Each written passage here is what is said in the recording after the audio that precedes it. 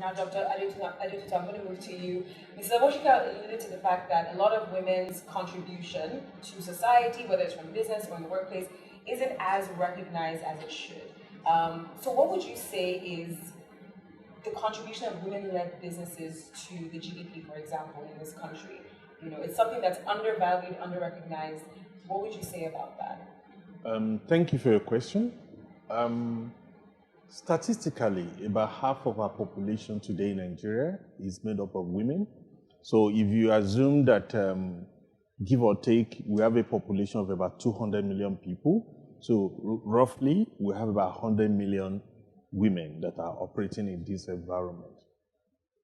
The contribution of women to the national GDP, even though GDP hasn't really been splitted from that perspective, but you can almost infer it because especially when you look at the informal sector, that's actually a sector where significant amount of women are building wealth, they are building homes, they are the one training children.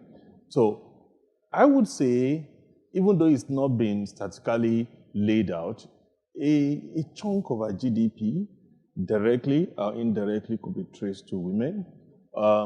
And as we mainstream the informal sector, then we would be able to put the right statistics around this. But having said that, even if you look at the main or the formal sector today, and you compared it to where we were about 10 years, 20 years ago, you could say that there's a shift.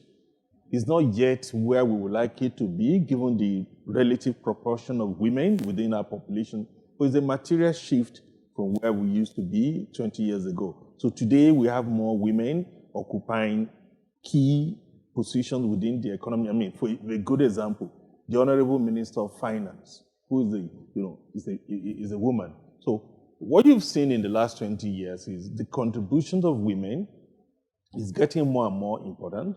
But what I've also said is, as we mainstream the informal sector, which is where you tend to also have a chunk of our women, then that contribution will become more magnified or amplified.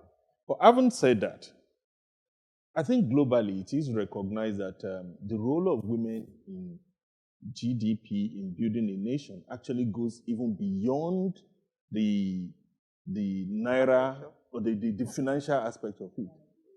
Grooming children, raising the next generation of people that have the right values. How do you quantify that? So for me, and that is why for us at First Bank, like our chairman rightly highlighted, we thought that coming out with a product that enables this current generation and the oncoming generation of women to build wealth in their own right is the right thing to do for a bank of our stature.